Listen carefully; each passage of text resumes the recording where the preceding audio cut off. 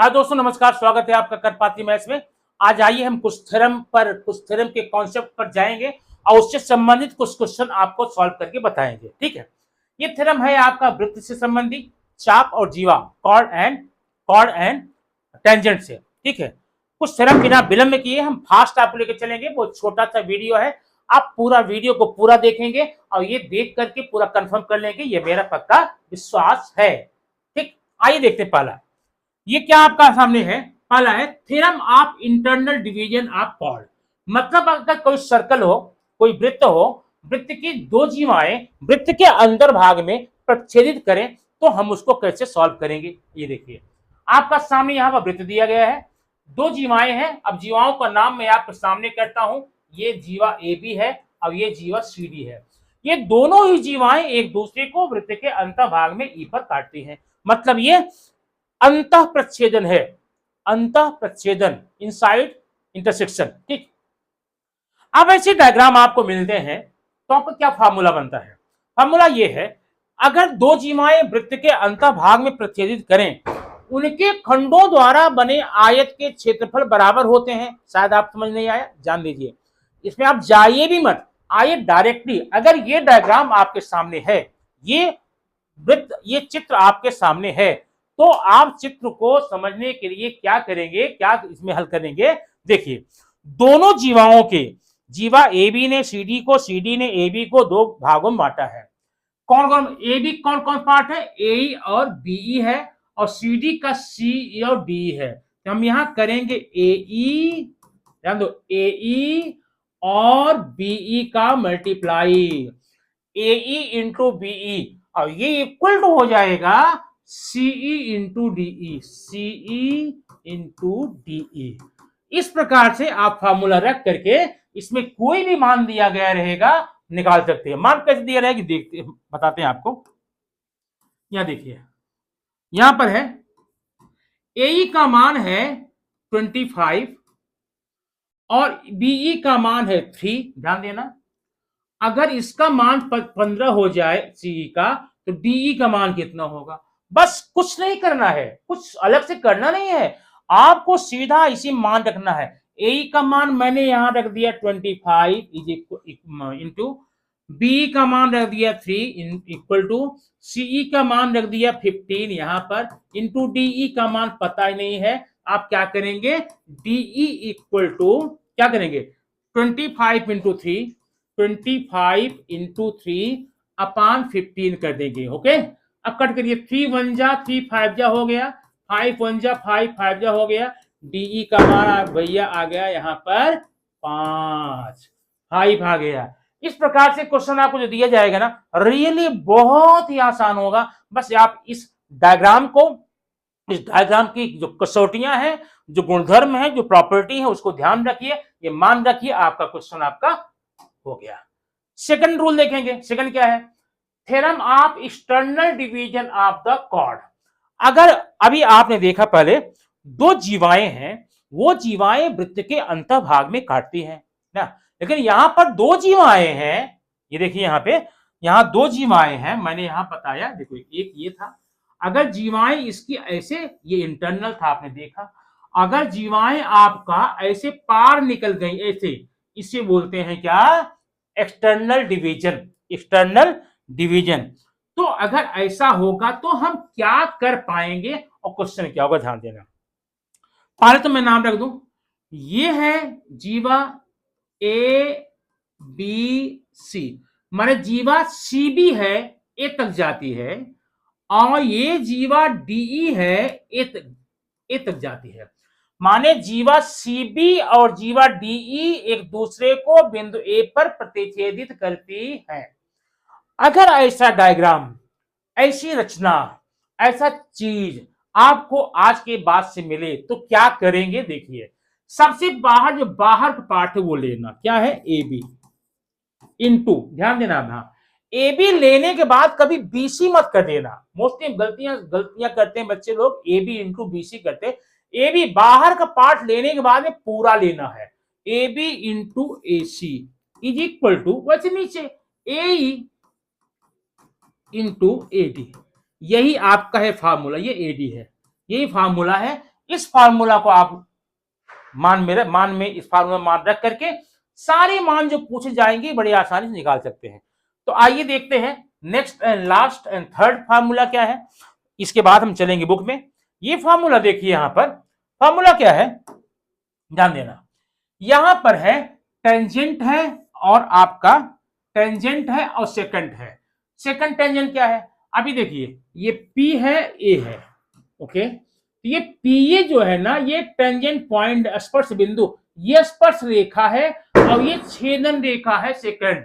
छेदन रेखा क्या है, यहां पर B और C पर प्रतिच्छेदित करती है, वृत्त को काटती है। ये डायग्राम कभी मिले, बहुत सिंपल है, बड़ा आसान है, आप एग्जाम में आता है। पहले आप टेंजेंट का स्क्वायर कीजिए। टेंजेंट क्या है, AP, AP square equal to, अब यहां पर लेंगे PB लेंगे और इंटू पूरा PC लेंगे, PB इंटू PC, स्पर्श रेखा, छेदन रेखा, प्रमेय।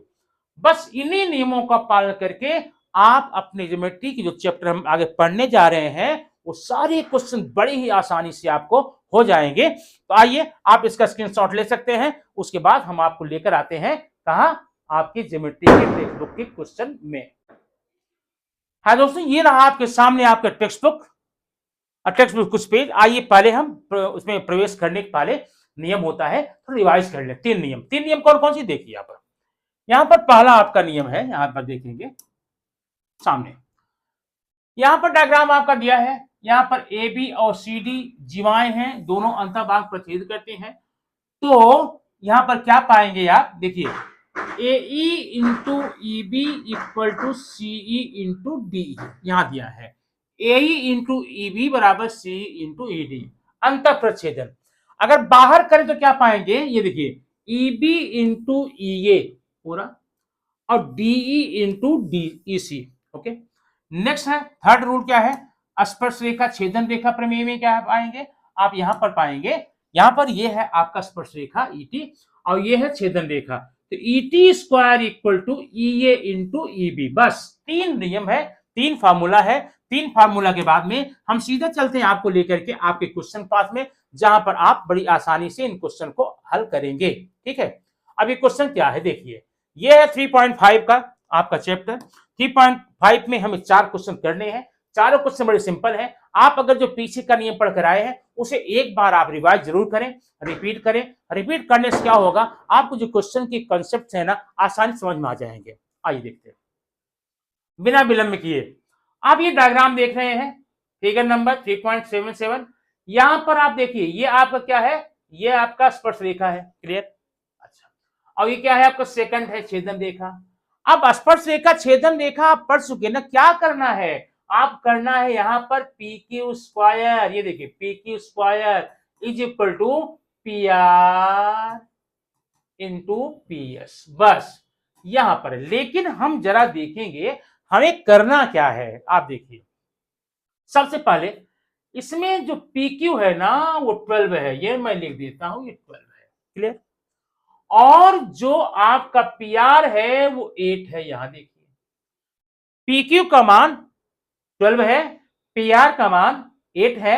आपको यहां पर दो चीजें ज्ञात करनी है, एक तो PS ज्ञात करना है, ये PS, और PS ज्ञात जब हो जाए तब आपको RS ज्ञात करना, ये ध्यान देना। RS को ज्ञात करने का कोई फार्मूला नहीं है जो आपने पढ़ा, जो 3 फार्मूला, लेकिन PS को ज्ञात करने का फार्मूला वहां पे है। आइए देखें कैसे इसको हम कर सकते हैं। नंबर 1 देखिए, हम क्या करेंगे, पहले लिखेंगे PQ, ध्यान देना, PQ square equal to PR into PS, PR into PS, क्योंकि आपने स्पर्श रेखा छेदन रेखा, ठीक है।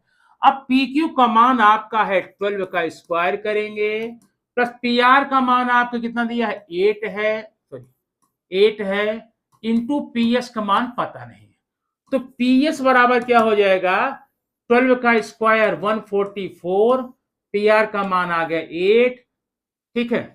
8 1 जा बचा यहाँ 6 4 64, 8 8 जा, तो भैया PS का मान आपका यहाँ पर 18 आ गया। बात समझ में आई, जब आपका PS का मान 18 आ गया, ध्यान देना PS का मान, ये पूरा मान 18 आया हुआ है और ये पूरा मान आपका 8 है, इसका मान नहीं निकाल लेंगे, कैसे निकालेंगे?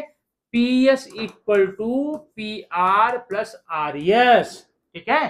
पी एस का मान आपका कितना दिया आया है? 18 इक्वल टू पी आर का मान 8 है, आर एस का मान निकालना है। आर एस बराबर हो जाएगा 18 माइनस 8 इक्वल टू 10। ये रहा आपका क्वेश्चन नंबर 1, आपने जो निकाला फार्मूला के आधार पे, ठीक है। अब आइए हम देखते हैं क्वेश्चन नंबर 2 क्या बोलता है। क्वेश्चन नंबर 2 आप बहुत सिंपल सी बात बोलता है, क्या बोलता है समझते हैं इसको। क्वेश्चन नंबर 2 में बोलता है कि दो जीवाएं हैं, एक यमयन है एक आर्यस है, एक दूसरे को इंटरनली वृत्त के अंदर टच करती हैं, कहां पर? डी पर। तो इसमें दो क्वेश्चन हमें लगाने हैं, दोनों क्वेश्चन देखिए। पहले तो हम ये देखेंगे, यहां देखिए क्या दिया है, आरडी। आरडी कहां है? ये है आपका 15, ओके। और डीएस, डीएस का मान आपका 4, एमडी, एमडी का मान आपका 8, यहां पर 8, और आपको डीएन का मान ज्ञात करना है। तो क्या हर्ज है, आप लिखिए, क्या लिखेंगे? एमडी, यहां देखता हूं, MD into DN equal to R D into DS, R D into DS. आपने क्यों लिखा यहां पे? आप लिखेंगे जीवाओं के अंतः प्रच्छेदन से। मैं जब जीवाएं अंतः प्रच्छेदित करेंगे तो हम ऐसा करेंगे, ठीक है। जब आपने यहां पर इतना कर ही दिया तो आप मान रख देते हैं। एमडी का मान कितना आपने दिया है? एमडी का मान कितना है? 9 है, इंटू डीएन का मान कितना है? 8 है, इक्वल टू आरडी का मान कितना है? आरडी कहां भाई? आरडी कितना पता नहीं है, आरडी है, इंटू डीएस का मान कितना है? 4 है। क्लियर हुआ ना? आरडी का मान 15 है, क्योंकि थोड़ा सा गड़बड़ इसमें हुआ है, फिर कर देता हूं। यहां पर आप क्या करेंगे, ये क्वेश्चन देख रहे हैं ना, यहां पर आर एस का मान कितना है? आर एस का मान 18, ये पूरा है, देखा, ये आर एस का मान 18 है, एमडी का मान आपका 9 है, एमडी कहां? यहां पर है, और डीएन का मान आपका 8 है, डीएन कहां पर? 8 है। अब क्वेश्चन कैसे लगाए, सिंपल सुनिए। हमें जो ये आरएस दिया ना, आरएस देकर गड़बड़ कर दिया, हमें आरएस चाहिए नहीं, या तो आरडी चाहिए तो डीएस चाहिए। ऐसे भी क्या करना, आप मान लेना, मान लो आपका डीएस का मान एक्स है, ओके। जब डीएस का मान एक्स हो गया तो आरडी का मान कितना हो जाएगा? 18 माइनस एक्स हो जाएगा। क्लियर? अब यहां पर आप फार्मूला लगाते हैं, आइए देखते हैं। ये देखिए, सबसे पहले यहां पे क्या लिखेंगे? आर डी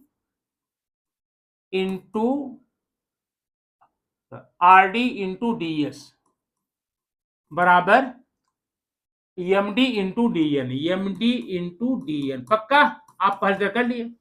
अब आरडी का मान आपका है 18 माइनस एक्स, डीएस का मान है एक्स, बराबर एमडी का मान आपका 9, इसका मान आपका 8। अभी क्या हुआ? 18 X minus X square equal to 72। पक्का हो गया ना? आप सही कर लेंगे, क्या हो जाएगा? X square minus 18 X plus 72 equal to 0। आपके वर्ग समीकरण बन गया। और वर्ग समीकरण आप जानते हैं अच्छी तरह, अलजेब्रा पढ़ चुके हैं। क्या करेंगे, ऐसे कोई दो नंबर लेने हैं जो मल्टीप्लाई करने पे 72 आ जाए और जोड़ने घटाने पे 18 आ जाए। वो क्या है? 12 और 6, 12 एंड 6। तो यहां पर 12 और 6 रख करके आप मान निकाल लेंगे। तो जब x का मान आ जाएगा वही हो जाएगा ds का मान, और जब rd में रख देंगे 18 माइनस जो x का मान आएगा आपका मान आ जाएगा। चलो आपको x निकालना, बाकी निकालना नहीं, ठीक है। तो अब देखते हैं हम क्वेश्चन नंबर नेक्स्ट में, थर्ड में क्या कहा जाता है। थर्ड में दोस्तों ये है, जहां ध्यान देना, बहुत सिंपल सी बात है, थर्ड आप समझ जाएंगे इसको। यहां पर सबसे पहले ध्यान यहां देखना है कि यहां पर जो ए बी है वो 12 है, कंफर्म हो गया, और एसी का मान 8 है, ये देखो। और आपको निकालना है एडी का मान, डीसी का मान, डीई का मान। आइए दिखाते हैं।